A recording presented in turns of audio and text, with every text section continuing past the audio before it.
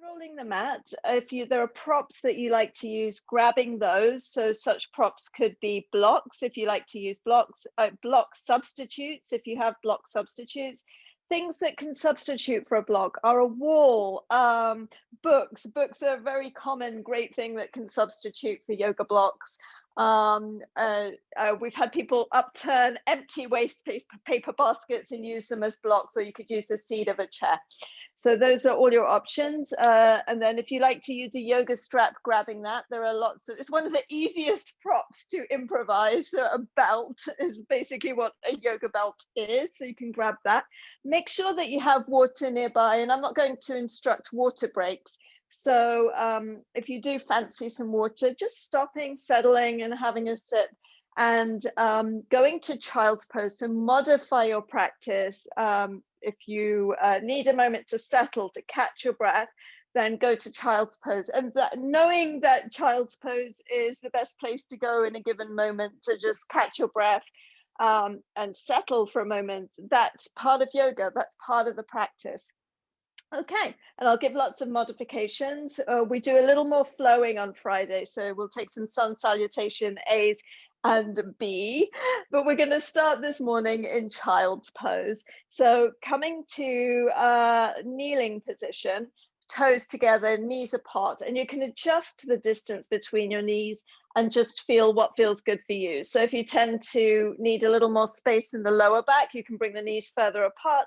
Or if you bring the knees towards one another, they give a little more support to the belly, to the chest, and thereby to the upper back as well. So, and then just walk your hands forward and settle the body towards child's pose. If the head does not meet the mat, then a yoga block, a cushion beneath the forehead can be really nice. So in this first child's pose, we're settling, we're just arriving on the mat and bringing ourselves into practice. So in some way, feeling the support of your practice space, and of the ground of the mat beneath you. You can also stack your hands. So bend your elbows, stack your hands, backs of the hands up and land the forehead there. Just make sure that your nose and mouth are in a place where you can breathe, and then breathe. Take a deep inhale in, and as you exhale out, just feeling the chest land a little bit. And then as you inhale, really feel space coming into the backs into the upper back. Now, child's pose is really not a place that you're finding settling this morning, which could be for many reasons. Just straighten out the legs and come to crocodile instead. So the hands are in the position that I suggested, elbows bent, hand stacks, back of the hands up, and the head lands on the hands. And inhaling and exhale again. If you're in crocodile, let the heels just gently drop apart. If you're in child's, settling any amount more. Feeling the hands and the tops of the feet or the toes on the mat. And then we're going to start to move into some side bends from here, which you can do from crocodile or from child. So if you're in crocodile, extend the hands long along the mat. If you're in child, lift the head, look up, and really look to see that the arms are activated now. So the biceps are spinning kind of in and up towards the ears, and then start to walk the hands towards the right side of your mat. They might come off the mat. You might go off-roading a little bit, but that's just fine right now. And if you're in crocodile, the left hip will be anchored because it's on the mat. If you're in child, just let the left hip come back towards the left heel. So you're getting a little extra side bend through the steadiness of the left hip in both postures. And in child, you can either even take your left hand back and gently draw the left hip back towards the heel a little more. And that's more of a sort of gentle guidance than an effortful pull of the hip, and then land the left hand by the right, just off the right side of your mat again. And then coming back to center, whether you're in crocodile or child's side bend, bringing the hands back to center and then starting to walk them the other way. And now really feel like where the breath goes, the way it flows ever so slightly, just a tad more into the right side of the body here. But there's still length in the left side, there's no collapse. And then this side, if you're in child, you're going to keep the right hip. So just slightly moving back towards the right heel, and you can guide that with the right hand if you like, giving yourself a self-assist little helping hand from your friend, yourself. And then bringing the hands back to center. And then if you are in child, you're going to start to traction the hands towards you without actually moving them on the mat. And then the hips will lift up, the chest will come forward. And we're going to do a little bit of a lowering side of a push-up here. So let the elbows bend towards the space behind you and lowering the upper body down onto the mat. So now everyone is like lying long, symmetrical and central on the mat on your belly. Take a deep breath here and then bring the hands by the lower ribs, firm the elbows towards one another. Fingers are pointing towards the front of your mat and the fingers are spread but not splayed beyond control, so they're not overstretched.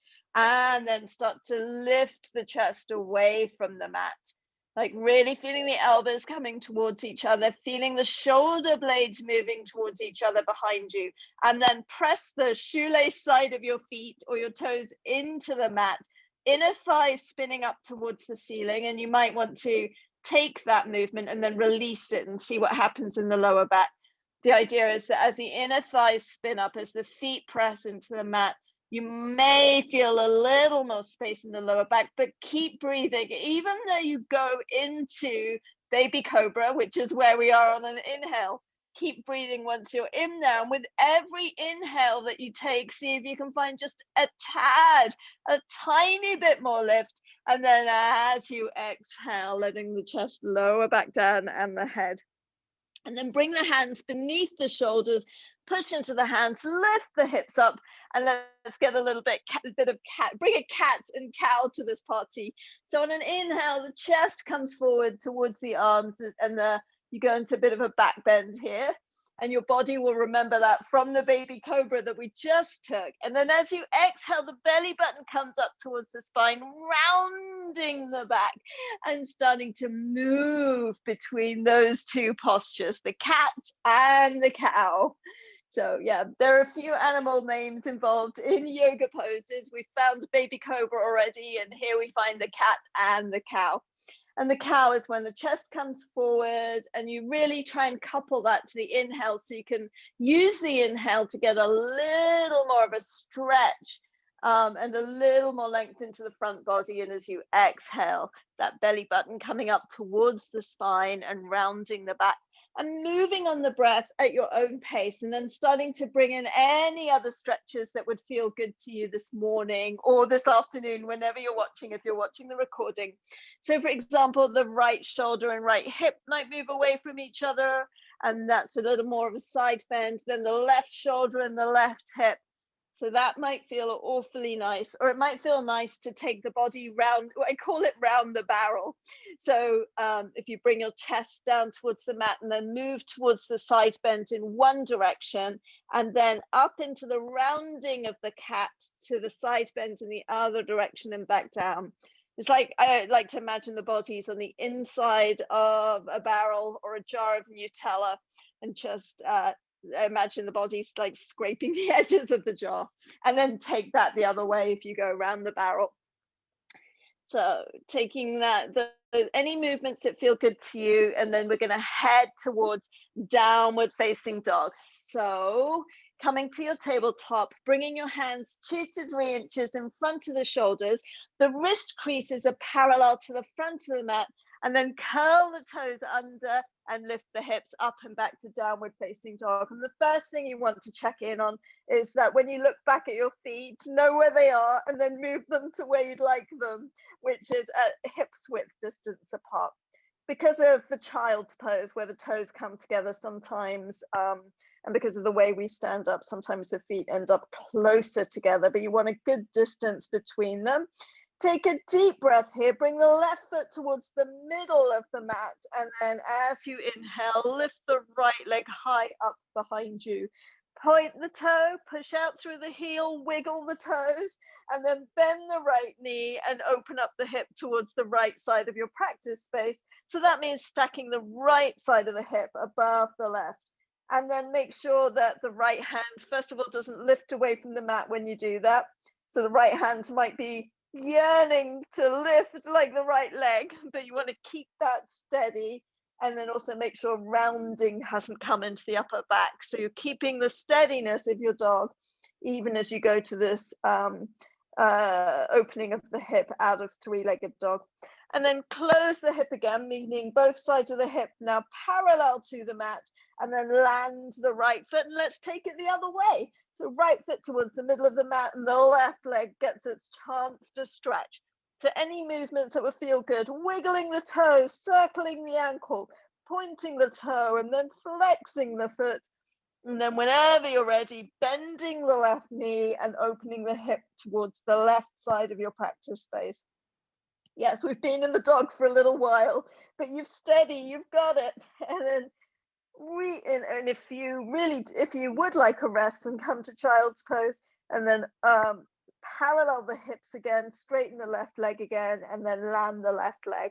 And then we're going to lift the right leg again, stretch it up high, and then bring the right knee in towards the chest and land the right foot to the outside of the right hand. Yeah, to the outside.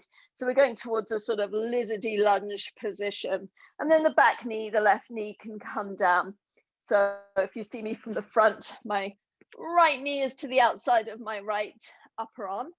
And then you can start to, if you like, just toe, heel, and walk the right foot off the mat. So we're just going to take a little bit of a mild stretch here of the hip.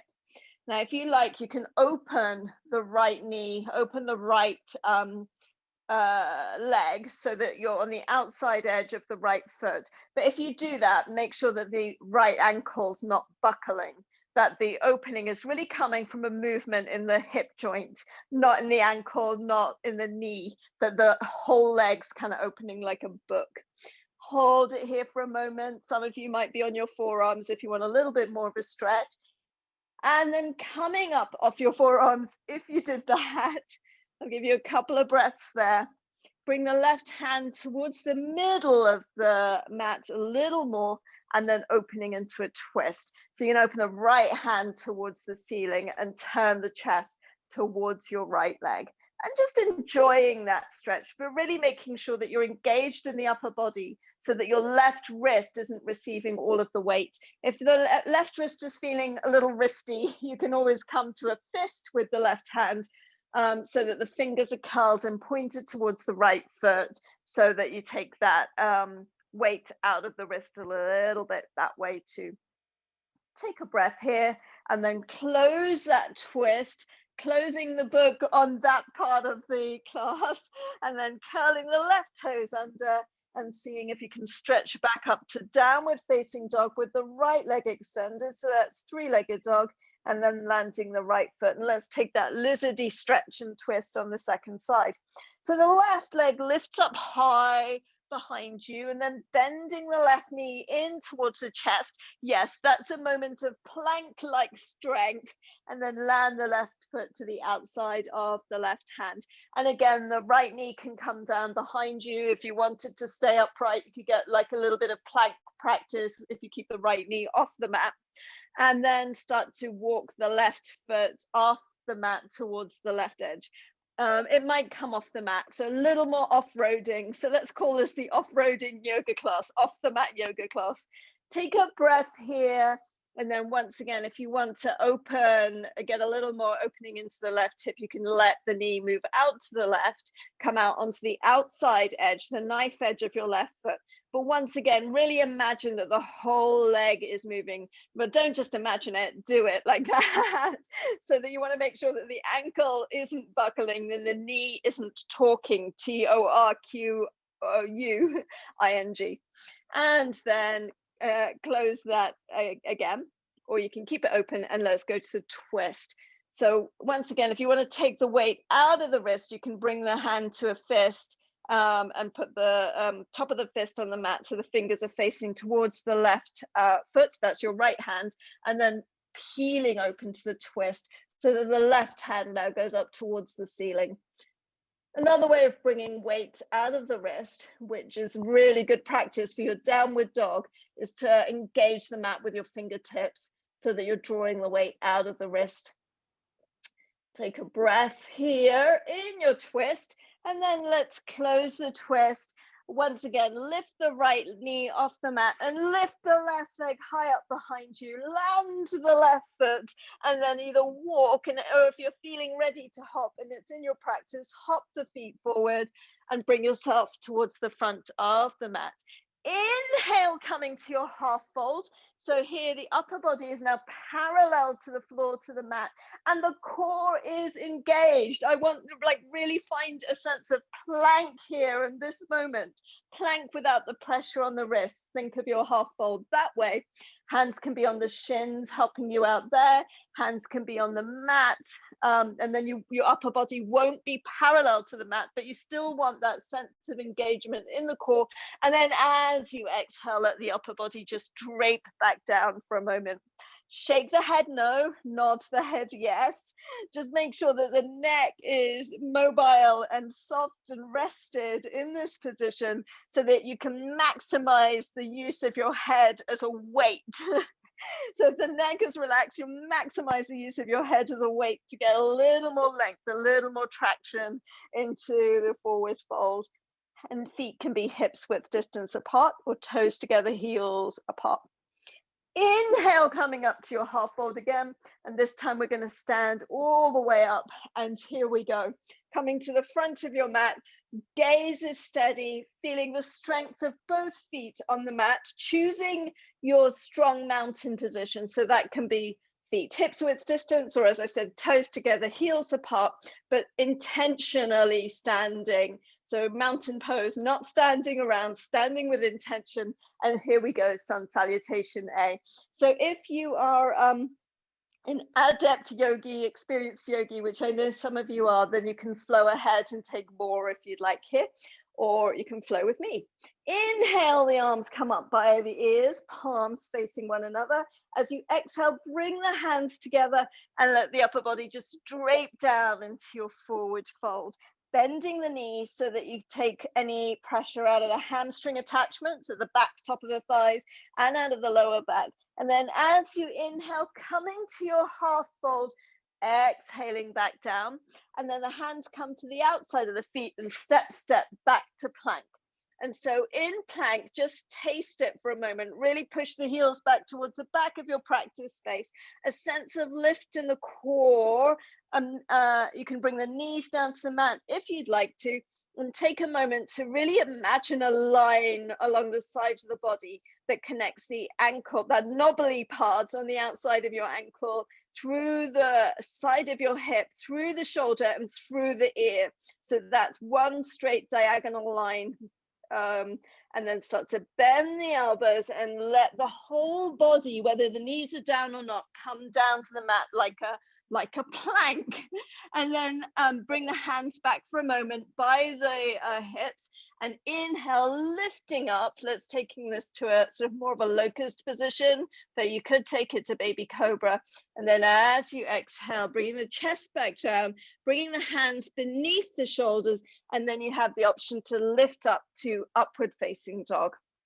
So inhale, coming to your upward facing dog.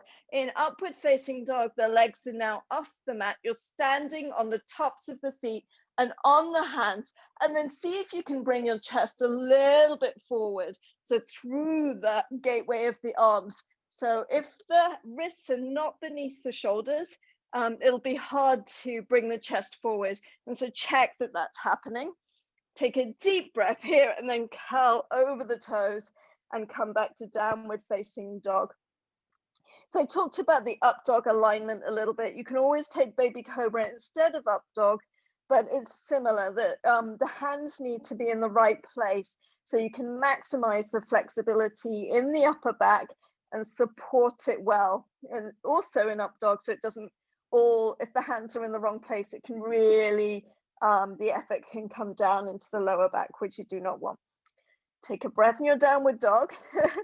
Sorry for the little lecture, the up dog lecture. And then the eyes come between the hands and you can bend the knees. Inhale, lift the hips any amount more towards the corner of the wall in the ceiling behind you. And you can either hop forward to the bottom of the exhale or just step, step, or step, step, step. Just get your feet by hook or crook to the front of the mat and coming into your forward fold here. Taking a breath here and then inhale to your half fold.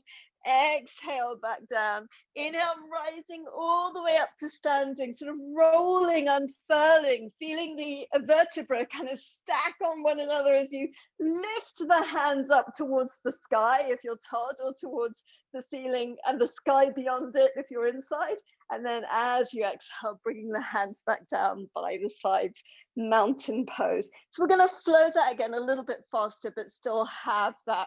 So we had that moment of a locust. There was a locust in the middle of us on Salutation A, and it's going to still be there when we go through a second time.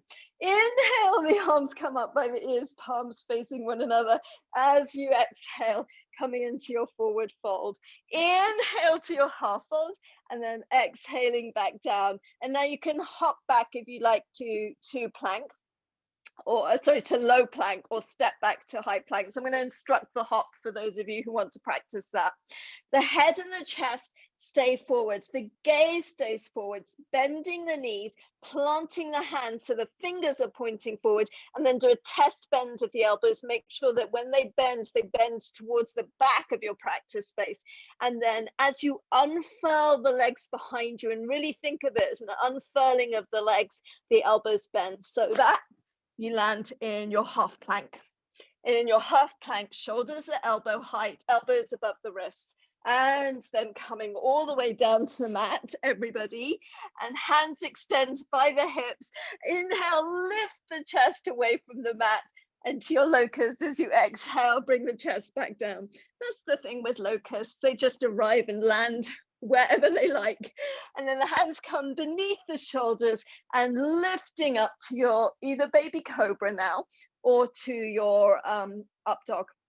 And then curling the toes under, finding your way to downward facing dog. Now, if you're in baby cobra, you may want to come, or likely will come through tabletop to then get to your down dog.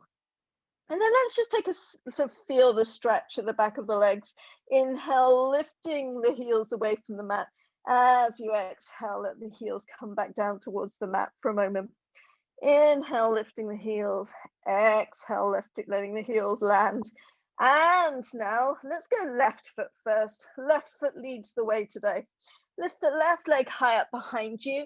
Bring the left knee in towards the chest and land the left foot just to the inside of your left hand. So when you look back between your legs, then you should see that the feet are hips width distance apart. So you have a steady base to now lift and rise all the way up to Crescent Lunge. Anytime you're in a lunge, you can bring the back knee down. In this case, that is your right knee. And then the arms come up by the ears, palms facing one another. Take a deep breath here. And then just land for a moment with the gaze. Like this is one of the first poses where you get like standing on both feet and really find space in the front of the body. Take a breath here. And then we're going to, if you bent the right knee behind you, which you can test now, if you do that, the tailbone can come down a little more towards the ground. And then sort of a little more aligned, as if there's a tailbone has a weight at the bottom, like it's a plumb line moving slightly towards the ground. Now, if you bent the right knee, now unbend it, because we're going to come forward towards an airplane-like 45-degree lunge. So what I mean by airplane-like is that the arms are behind you at hip level, palms facing down, fingers really, really active. And the whole body is now at 45 degrees, except for the left leg to the ground. So imagine yourself like a sprinter that's about to sprint forward, or an airplane that's about to take off. Take a deep breath here and then bring the hands to the chest and twist to the left. So The hands in prayer, twisting to the left. The outside of the right upper arm might come past the left thigh. And once you're there, there are options for the arms. So you can open up the arms to kind of like wings, with the left hand stretching up towards the ceiling, or you can keep the hands together in prayer, or you can bring the right hand to the outside of the left thigh. So holding your twist for breath and breath more, and then coming back down so the arms flank the right foot and stepping the right foot back. So you're in plank, and as I said, you could bring the knees down out of plank if you want to, but of course then keep the core engaged as you bend the elbows behind you and bring your weight all the way down to the mat. And then the arms come by the hips, palms down, and inhale, lifting into, yes, it's that locust, it's here again. We're doing a little bit of upper back strengthening here this morning. And then as you exhale, bring yourself back down. And then hands either at the lower rib level or beneath the shoulders, and lifting up to your up dog or to your baby cobra, curling over the toes and coming back to downward facing dog.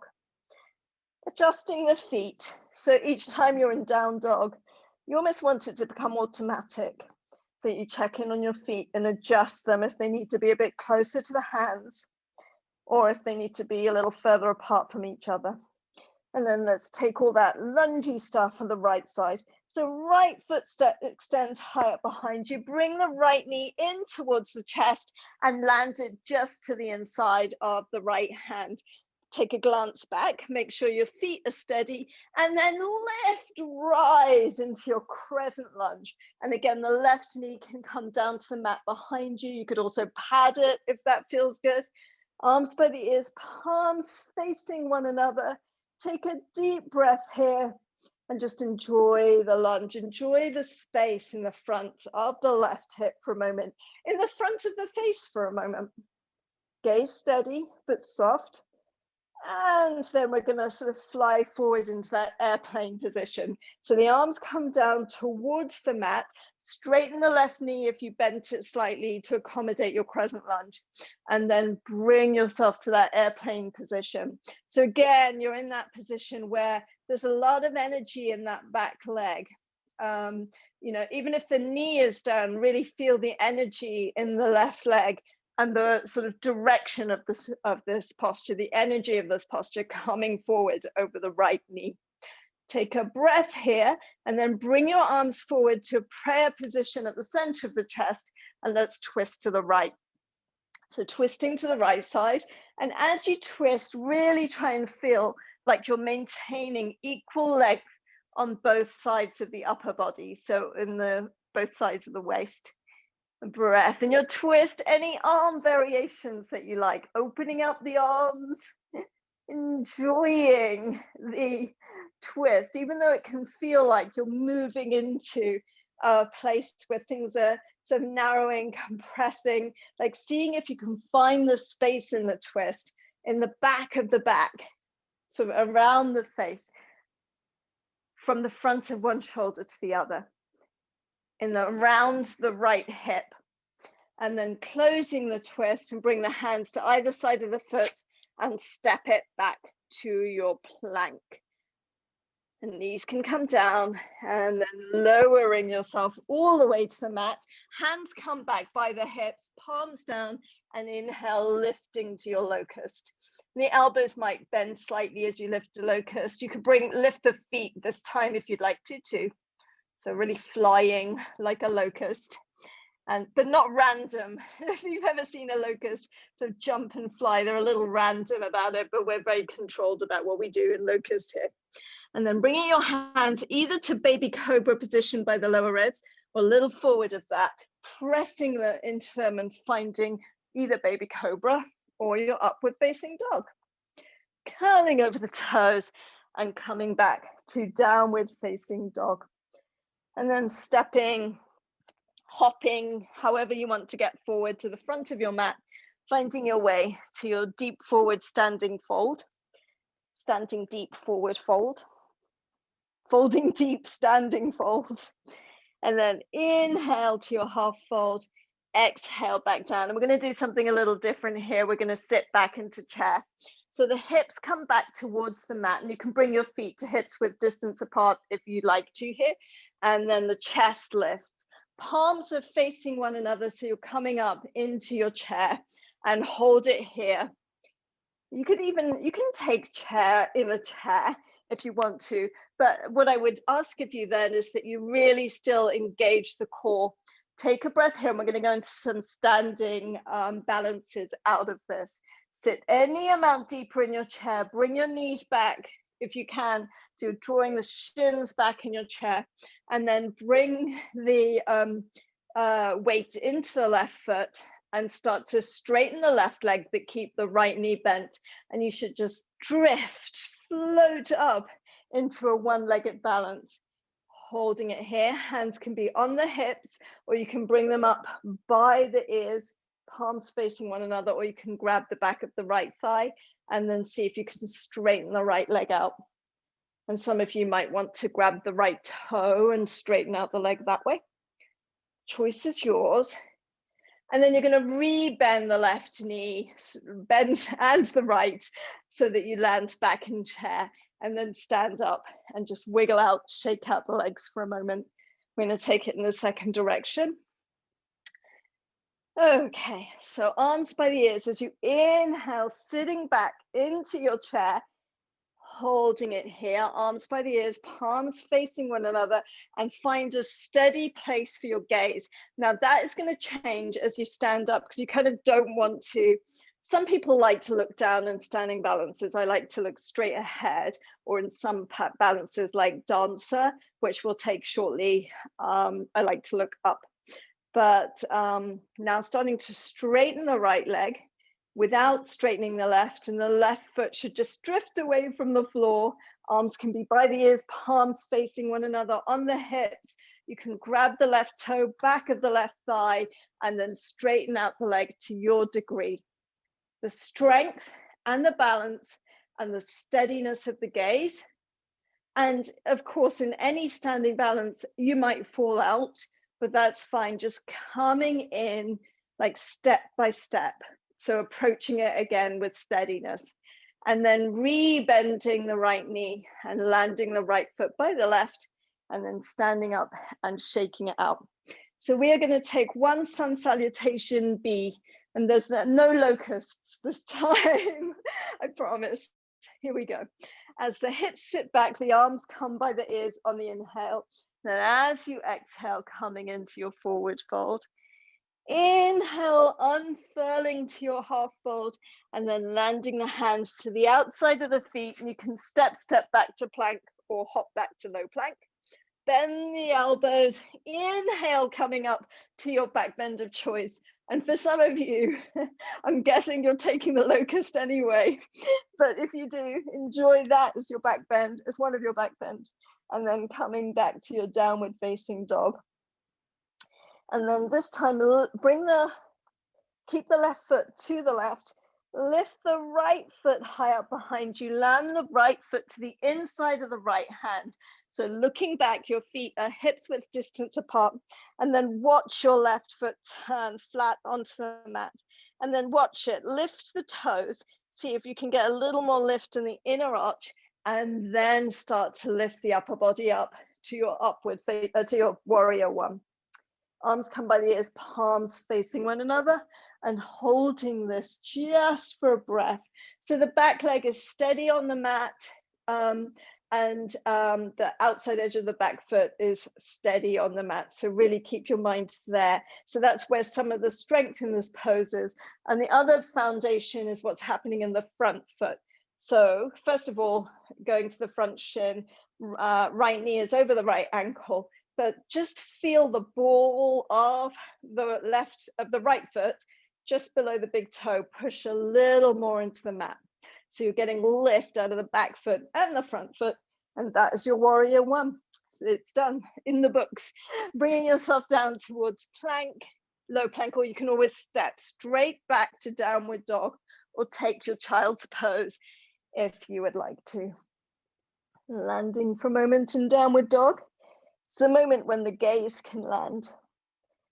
So that's how I like to think of downward dog or child's, the moment in the middle of the flow when the gaze lands or the eyes can even close. And then if you're in child's, you can stay there if you'd like to, but come back to the dog if you'd like to too. And then lifting the left leg high up behind you, bend the left knee in towards the chest, land the left foot to the inside of the left hand. Look back, make sure that you're on train tracks, not a tightrope, and then bring the right foot flat to the mat. It's going to be a little on the diagonal. So the right toes aren't going to be able to point, probably for most bodies, towards the front right corner of the mat, but they're kind of trying to. And then lift the toes, see if you can see, make sure that the inner arch, so really check that the back foot's not rolling in towards the inside edge. And then lift up into your warrior one. So setting it up carefully, as if you're packing for a big trip, and you're folding everything really carefully and putting it in place before you take flight. Take a breath here. And then let's flow through the plank series, or you can go straight back to downward facing dog or child. And if you're going to plank, it's of course plank, low plank, up dog, downward facing dog. And then start to walk the hands back towards the feet at the back of the mat and bring the feet hips width distance apart or even wider, and just landing there for a moment. So it can be really nice in your forward folds to bring the feet to their mat width apart. That gives a little more space for the upper body to kind of just drop into the fold and take some of the pressure out of the lower back. So enjoying the forward fold for a moment, and then hands to the mat, bending the knees and toe heel the feet back in towards each other. And then bending the knees, we're going to come back into chair, arms by the ears, palms facing one another. And then the hands come together, draw them down midline, and let's twist to the right. So you can either have the hands in prayer, but all the options we had in the Crescent Lunge twist are here for you again. So you can open up the arms into wings, kind of fly your wings. You can bring the left hand to the outside of the right thigh, and then the chest lifts a little bit, but it gives you a little more access, a little more space to really find the length and the twist, or the upper left arm to the outside of the right leg. And then coming out of the twist and coming back to the forward fold, toe heeling the feet so they're hips width distance apart, and then grabbing the big toes. So you can grab the big toes either with the index finger and the middle finger to the inside of the big toe, like so, and the thumb to the outside. So I'm demonstrating that for you. Or if that doesn't feel great, or it feels like too much of a stretch that you don't like right now, then turn the palms up towards the face, fingers pointing at one another, and land the backs of the hands either on the feet or on the ankles, and then bend the knees slightly. So, and then just that same thing of shaking the head, nodding the head, so that the neck's allowing the weight of the head to just really sort of soften down, move down, get a little more. And then in this posture, if you're holding the toes, you really want the elbows to move away from each other and bend, and you'll feel a bit more stretch in the back of the legs when you do that. And a little more in your forward fold. So then inhale, bringing the upper body in so that you have a sense of that half fold. So the core is engaged and it's lifting away from the mat. And then take the hands away from the toes if that's where they are. If you like your chair with your toes together, toe heel the feet towards each other, but keep the heels apart, toes together. And then sit the hips down towards the mat and coming up to your chair pose. And then bringing the hands together, drawing them down the midline, and we're turning into the twist in the second direction, so to the left. And then you have all those arm options available here on this side too. So right upper arm to the outside of the left thigh, etc., opening up the arms. So this is the chair twist. I've been trying to, so the Sanskrit name Utkatasana, and I've been trying to track that down because it doesn't mean chair. And the closest I've come is difficult posture or extreme posture. I know some people call it thunderbolt or thunder too. Take a breath into your twist, which means as you exhale, see if you can find even an angstrom, a nanometer more twist. And then as you exhale, coming back to center, and bring the feet, toe heel them to hips width distance apart. And you can slide the palms of the hands under the soles of the feet if you'd like to. So the toes are coming towards the wrists. The backs of the wrists are pointing towards the front of your practice space. And I like to think of this as the soles of the hands meet the palms of the feet. So that's kind of what's happening. But you can also just land the backs of the hands on top of the feet or on the shins.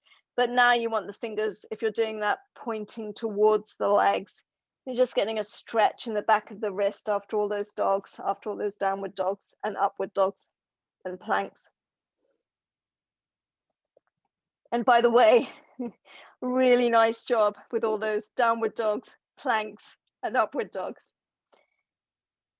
Okay, now bringing the hands out from under the feet, tenting the fingertips on the mat, and then rolling all the way up to standing. And let's take, as promised, the dancer pose.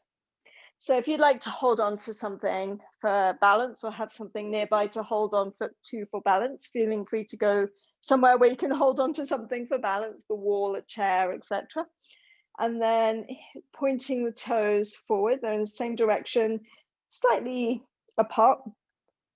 And then bring the right arm up by the right ear and start to bend the left knee so the left heel comes towards the hips. And then you're going to grab the foot to the inside of the left foot with the left hand, and then start to lift the left foot behind you as the chest comes forward. And you really want to sense that the chest is coming forward and all those locusts coming together to support your dancer now. So all that back bend practice. Lift the left foot any amount higher towards the away. It's kind of going away from the upper body towards the space behind you. Take one more breath here and then land your dancer. So the left foot comes down next to the right, and shaking out the legs. So this is a posture where I personally like to take the gaze up. There's a sense of lift in the chest that for me personally, subjectively, is supported by that gaze, but some people like to take it forward. Some people even like to take it down to the ground. So working with what works for you here. Left arm by the left ear, palm facing towards the midline. So if you imagine a column up from the top of the head, your left palm is facing that, and then bending the right knee, right heel towards the right hip, and grab the right foot from the inside with the right hand. And then the chest starts to come forward as the right shin and foot move back. Keep the gaze forward. So it's really possible to move into a twist during dancer, but it's really a back bend on one leg. So you really want to keep the chest kind of forward. So moving into your dancer here, lifting the gaze, and then whenever you're ready, coming out, landing the feet, shaking out the legs, and then toe heeling the feet apart so that they're about mat's width apart. So that's the short width of your mat. Turn the heels, in towards each other. Arms come up above the head, and then bringing the hands together and sitting down towards yoga squat. And if you want to play with dancer a little more and take a second dancer, we're going to sit in yoga squat for just a few breaths. So feeling free to slot in a second dancer if you'd like to, and then join us in yoga squat. So in your yoga squat, you can bring a block beneath the hips. Just slide it in beneath the hips if you'd like to. And then take any variations that you'd like to take here. So the twist can feel quite nice, even, you know, with the block beneath the hips too, that can work. So in the twist, the left arm comes to the inside of the left thigh and then opening the right hand towards the ceiling and then taking it the other way.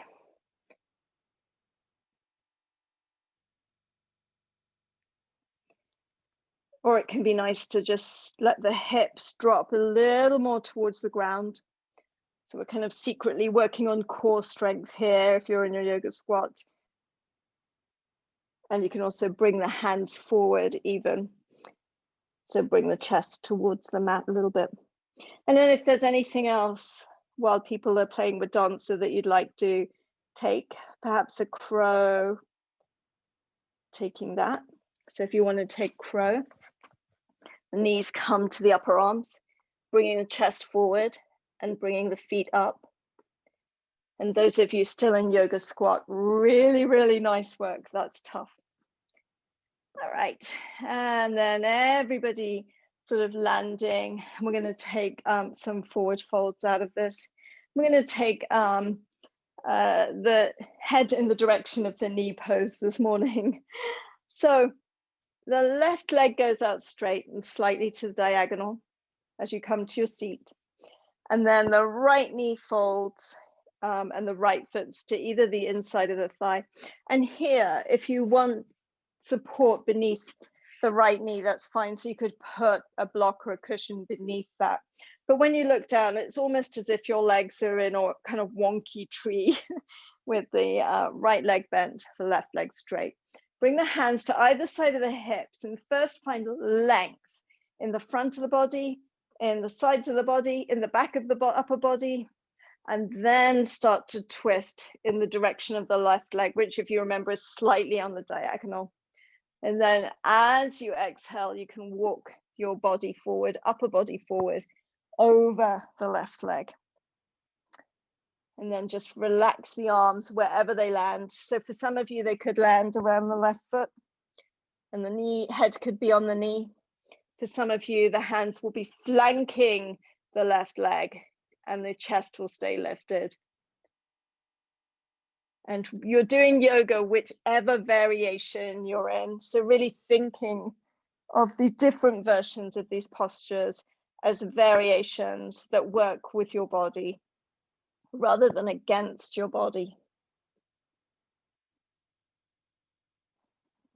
Making sure also that the left knee is not locked out here and that the left toes stay pointed towards the ceiling. And then walking your way up and out and taking a twist for a moment in the other direction. So twisting the chest towards the right leg. So that's the middle of the chest is lined up with the right knee. And then unraveling the legs and bringing the right leg out slightly to the diagonal. Folding the left leg, and let's take it to the second side. So first things first, the hands come to the outside of the hips. And so you're lifting and finding length along the sides of the upper body. Keep the right toes pointing towards the ceiling and then turn the chest so it's aligned with the right foot.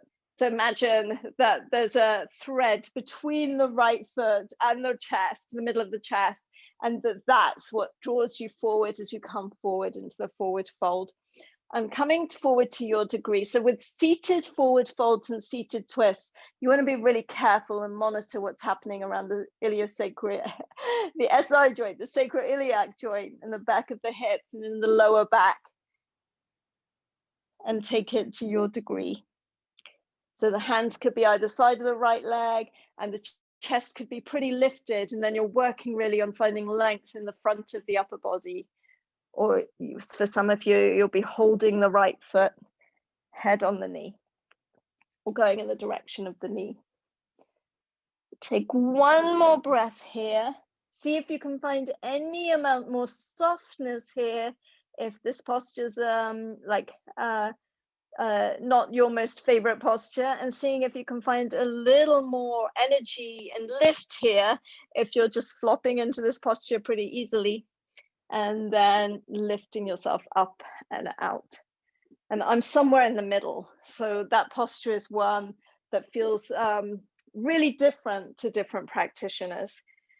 So bring the legs straight out in front of you, and then bend the knees and lean back slightly. Bring the hands behind you and let the knees just swish one way and then the other.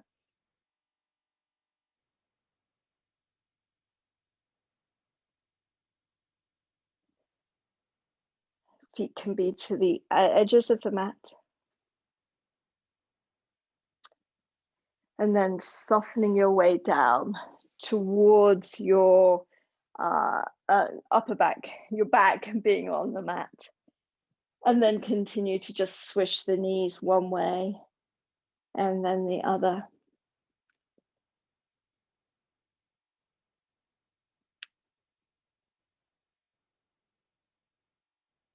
And then knees point up towards the ceiling and bring the knees in towards the chest. And sort of cup the knees with the hands. So right palm is on the right knee, left palm is on the left knee. Fingers are pointing towards the ankles on both sides, elbows in towards the upper body. And then inhale, push the knees away from the chest. And as you exhale, just draw the knees in towards the chest. So you're moving the legs with the breath.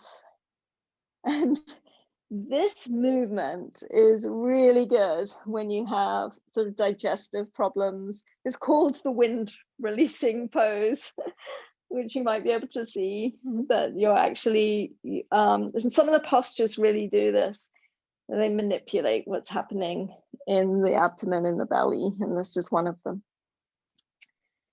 And then if you want, you can bring the knees in towards the chest and feet towards the ceiling and grab the outside of the feet, of the shins, of the thighs, and just let yourself rock side to side or stay in stillness in your happy baby. And you can straighten one leg, straighten the other. So just play with the posture, straighten both legs if you'd like to. And then start to let the feet move away from the face, the knees move away from the chest, landing the feet on the mat. Make sure you can touch the backs of the heels with the middle fingers, right middle finger on the right heel, left middle finger on the left heel. And keeping the feet parallel to the edges of the mat. So that's the outside edges of the feet parallel to the edges of the mat. Grab the sides of your mat with the arms straight, and on an inhale, lift the hips away from the mat, finding that space in front of the hips. Now your glutes, your back of your thighs are going to be working here. But see if you can take some of the effort out of the glutes and make the back of the thighs work a little more. I know that's a little mean to them, but good for them. Bring the, you can also bring the hands towards each other beneath you and interlace the fingers there. And then wherever the arms are, see if you can find any amount more lift in your bridge. And as you exhale, drape the upper body down towards the mat. Okay, now we're going to take a second bridge. I'm going to give you the option of a one-legged bridge. So once we're in bridge, you can stretch one leg out long and then the other. But you can also take your just normal bridge, both feet on the ground, or you can slide a block or a cushion or something beneath the hips and bring the hips down out of bridge into a supported bridge. So those are all your options, or you can take, if it's in your practice, a wheel and upward facing bow. Inhale, lifting the hips away from the mat. You can interlace the fingers beneath you or grab the edges of your mat, and then either keep both feet on the ground or you can lengthen out your left leg. You can bring it towards the ceiling. You can keep the left thigh parallel to the right thigh. It's up to you. And then landing the left foot, taking the right leg into the posture, lifting it away from your bridge, from the floor, and then bringing yourself back, both feet firmly on the ground. And then as you exhale, letting the upper back just lengthen along the mat. Okay, bringing the knees in towards the chest. and let the knees fall one way. So I like to nowadays have the arms sort of like wings at shoulder height, palms up. But it can feel really nice to land the right hand on the outside of the left thigh. And if the shins don't quite land on the ground, you can put a cushion beneath them, whatever you have for support, a balled up sweater, just anything that you have nearby. And then make sure the right shoulder is not trapped. Sometimes the right shoulder can kind of get trapped as the legs turn into the twist towards the right side of the practice space. Stretching out your legs if that would feel good. Stretching out means the left leg goes towards the right side, right leg long along the mat. And then rebending the knees, and we're going to take it to the other direction, which is, and this is why I like my arms to a T, because they kind of anchor the posture as you take the legs across, knees together, shins stacked towards the left side. You might need to adjust slightly because it's possible for the body to come off the midline of the mat as you twist in one direction.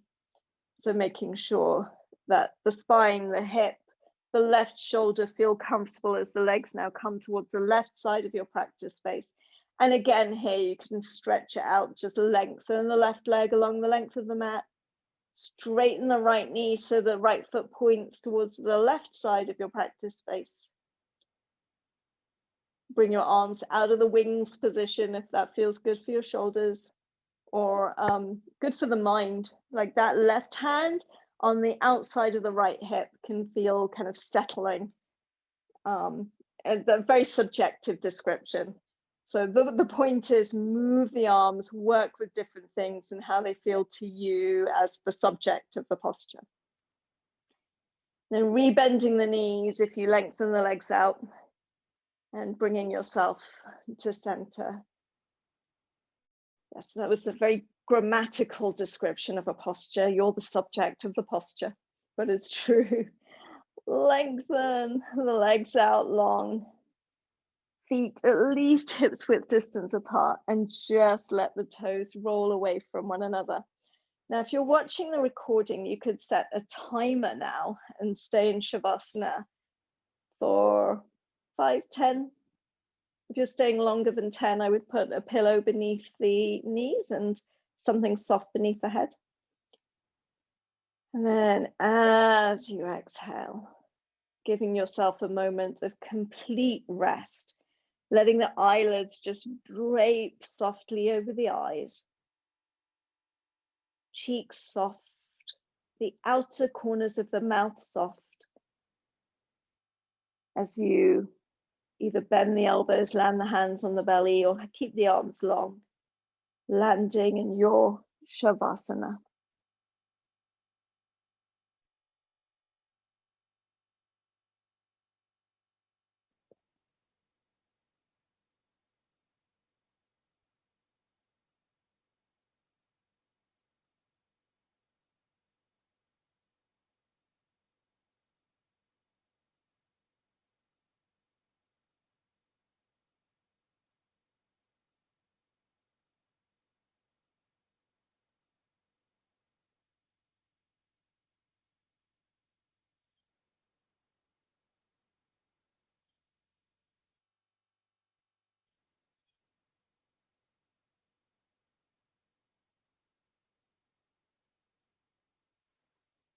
If you'd like to stay longer in Shavasana, open invitation to do so.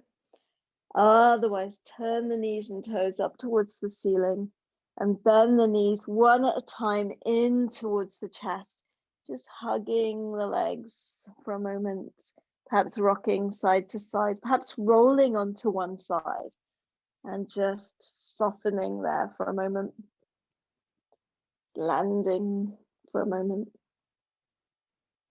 or rocking for a moment and giving your lower back that massage. And then whenever you're ready, turning onto the side and lifting yourself up and out of the posture. Bye, Cassandra, thank you. And then radiate, finding yourself in a comfortable seated position, and then radiating the arms out and up. And for those of you, whether you're inside or outside, kind of feeling the sun. It's out here in Boston too, until the palms meet above the head, and then drawing the hands down midline, elbows soft down. And thank you all for joining me now or later in the recording, and have a wonderful weekend, a wonderful rest of your day. I'm Sabbi. Goodbye.